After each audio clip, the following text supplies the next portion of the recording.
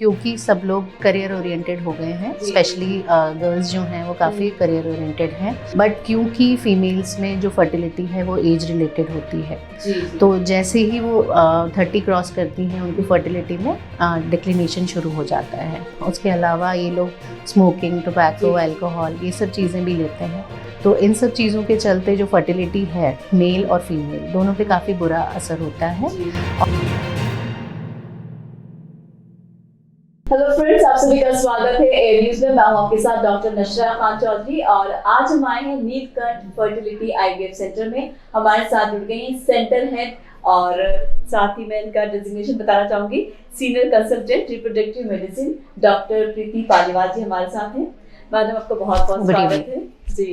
तो सबसे पहले तो डॉक्टर प्रीति, हम आपसे जानना चाहेंगे नीलकंठ आईवीएफ फर्टिलिटी जो सेंटर है कितने साल से स्टैब्लिश्ड है ये?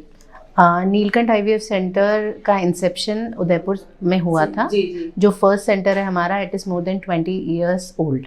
Okay. हाँ, after that the first branch which open was in Kota, and Kota की ब्रांच को भी 4.5 years कंप्लीट हो गए हैं। We are having this 5th year running and successfully running. Many congratulations. Thank you जी।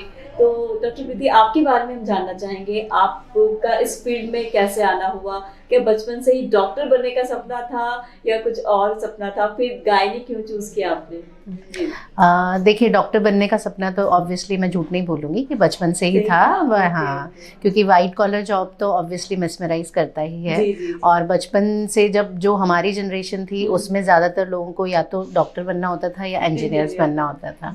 और हाँ, जब भी आप डॉक्टर्स को देखते थे तो आपको लगता था कि ये जो काम कर रहे हैं ये ह्यूमैनिटी के लिए ही है। तो I was mesmerized by this profession, और then I chose this profession and it's my luck or God's will. तो अभी आज की जो जनरेशन है, जैसे कि आपने बताया, लेट मैरिज करना, उसके बाद फिर फर्स्ट इशू भी लेट प्लान करना, तो क्या इनफर्टिलिटी किस तरह से डेवलप हो जाती है, मैं जानना चाहूँगी। क्या कुछ मेन रीजंस आपकी नज़र में रहते हैं? तो आप दर्शकों को ज़रूर बताएं कि क्या क्या कारण है इनफर्टिलिटी के। जी, देखिए, आजकल क्योंकि सब लोग करियर ओरिएंटेड हो गए हैं, स्पेशली गर्ल्स जो हैं वो काफ़ी करियर ओरिएंटेड हैं, तो और वो एक्सेल भी करती हैं हर फील्ड में, तो या it's better for the society also कि वो करियर ओरिएंटेड हैं और अपने गोल्स को अचीव कर रही हैं। बट क्योंकि फीमेल्स में जो फर्टिलिटी है वो एज रिलेटेड होती है, तो जैसे ही वो 30 क्रॉस करती हैं उनकी फर्टिलिटी में डिक्लिनेशन शुरू हो जाता है। और दूसरा, जो वर्किंग लेडीज़ हैं या वर्किंग मेल्स भी हैं, उनमें अभी स्ट्रेस लेवल काफ़ी ज़्यादा बढ़ गया है। उसके अलावा लाइफस्टाइल चेंजेस भी काफ़ी हो गए हैं। हमारा जो खान पान है वो भी अब उतना प्योर नहीं रहा जो कि पहले के ज़माने में रहता था। उसके अलावा ये लोग स्मोकिंग, टोबैको, अल्कोहल ये सब चीज़ें भी लेते हैं। योगा, मेडिटेशन सबसे दूर भागते हैं क्योंकि लाइफस्टाइल इस तरह की हो गई है कि ना टाइम से सोना ना उठना। तो इन सब चीज़ों के चलते जो फर्टिलिटी है मेल और फीमेल दोनों पे काफ़ी बुरा असर होता है, और एज रिलेटेड जो असर होता है वो फीमेल्स में काफ़ी देखा गया है।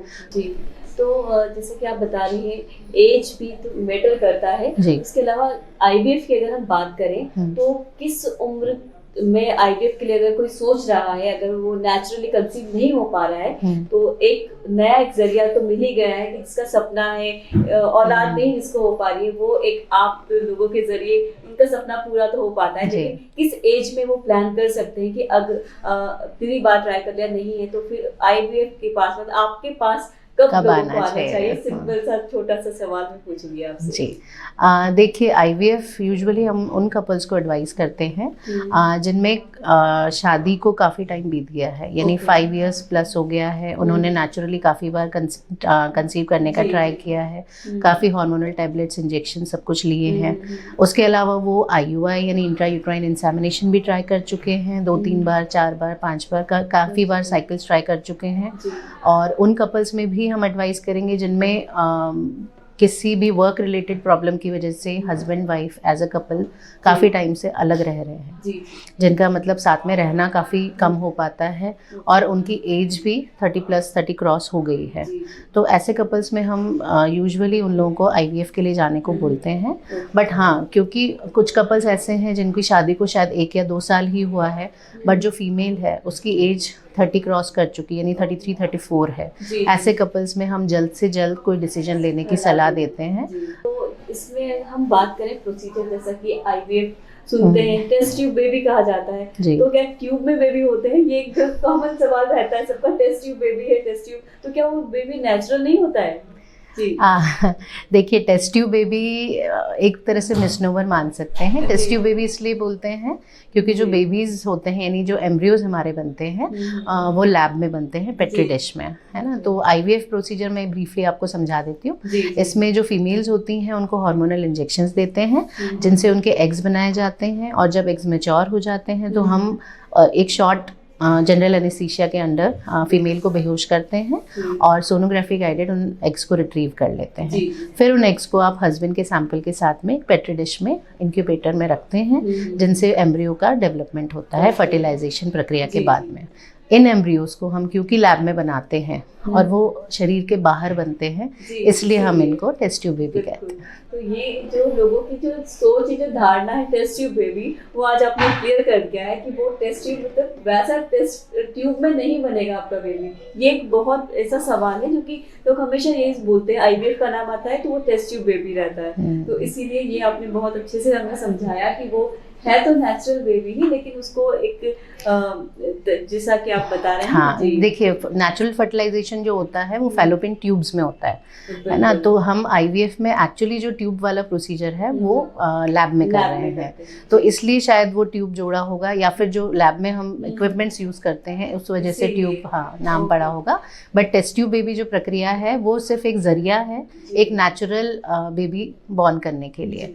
तो आजकल जैसे कि हम सुनते हैं, जब भी मैं कई बार इश्तिहार भी देखती हूँ, न्यूज़पेपर में ऐड भी आते हैं, तो आईवीएफ के लिए एज कोई नंबर नहीं रहा है, किसी भी उम्र में करा सकते, तो ये बात कितनी सच है मैं जानना चाहूंगी आपसे। जी, ये बात बिल्कुल सच है कि आईवीएफ में अभी age is not a number, but हाँ, अभी जो नए रूल्स एंड रेगुलेशंस आए हैं इसमें आप आईवीएफ प्रक्रिया में जो फीमेल है उनकी एज मैक्सिमम 50 ईयर्स तक मानी गई है, और जो मेल पार्टनर है उसकी एज 55।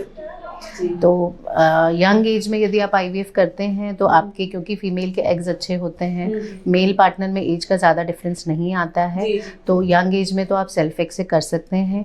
और एज के साथ साथ में थोड़ा आईवीएफ का सक्सेस भी वेरी करता है, but then it all depends on the females hormones. Period आना बंद भी हो गया है, सरल शब्दों में हम कहें तो वो भी माँ बनने का जो सपना है वो पूरा कर सकते हैं आईवीएफ के जरिए।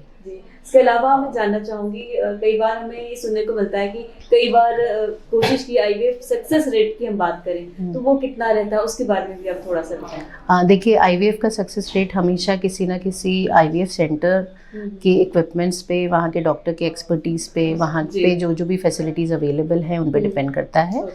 नीलकंठ आईवीएफ सेंटर में जो भी इक्विपमेंट्स हैं वो सब हर लेवल को, मतलब आईएसओ सर्टिफाइड है, और सभी एडवांस इक्विपमेंट्स यहाँ पे लगे हुए हैं। यहाँ पे 24 आवर्स एम्ब्रियोलॉजिस्ट रहते हैं जो हमारे जो एम्ब्रियोज बनते हैं उन पे डे टू डे नज़र रखते हैं, उनके ग्रोथ पे नज़र रखते हैं।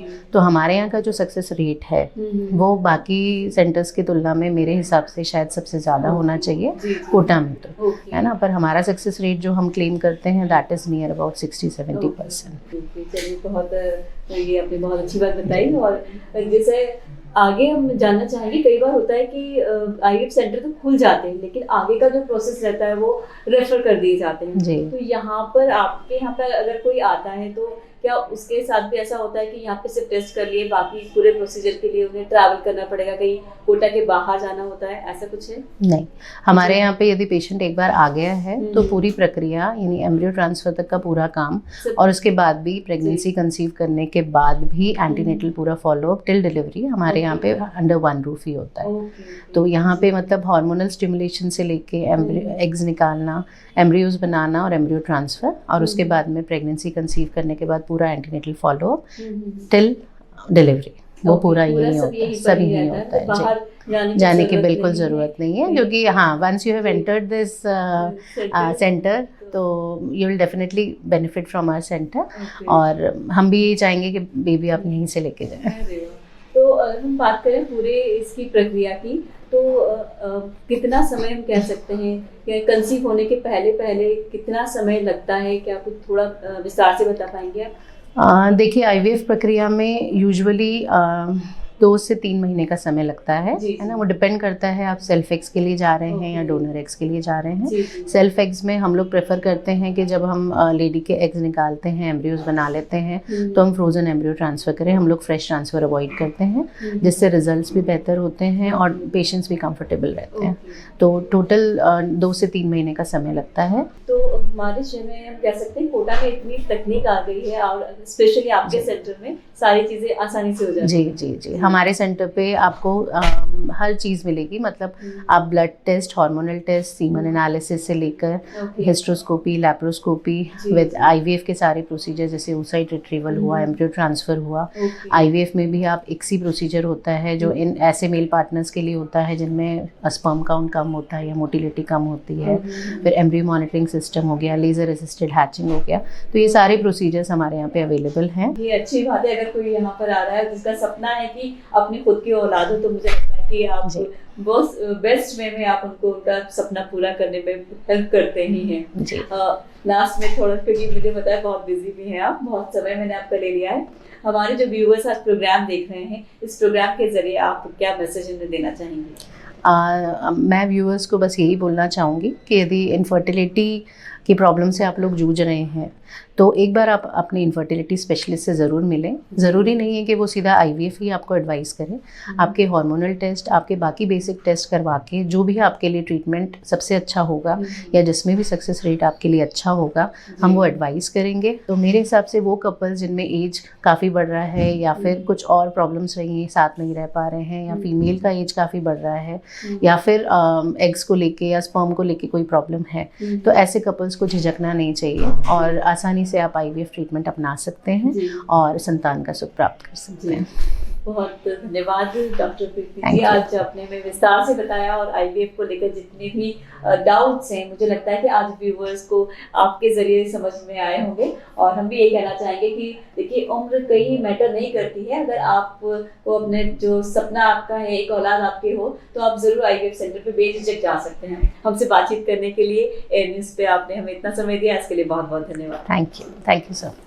तो आज हमने बात की डॉक्टर प्रीति पालीवाल जी से, जिन्होंने बताया हमें कि आईवीएफ के जरिए भी आप आसानी से अपने औलाद का सुख प्राप्त कर सकते हैं और एज कोई मैटर नहीं होती है। और जब से आईवीएफ आया है, नई नई टेक्नोलॉजी आ चुकी है, उसके जरिए भी अब आप अपना सपना पूरा कर सकते हैं। फिलहाल आज के लिए बस इतना ही। फिर मिलेंगे आपसे अगले एपिसोड में कुछ नई बातों के साथ, नई जानकारी के साथ। दीजिए मुझे विदा। नमस्कार।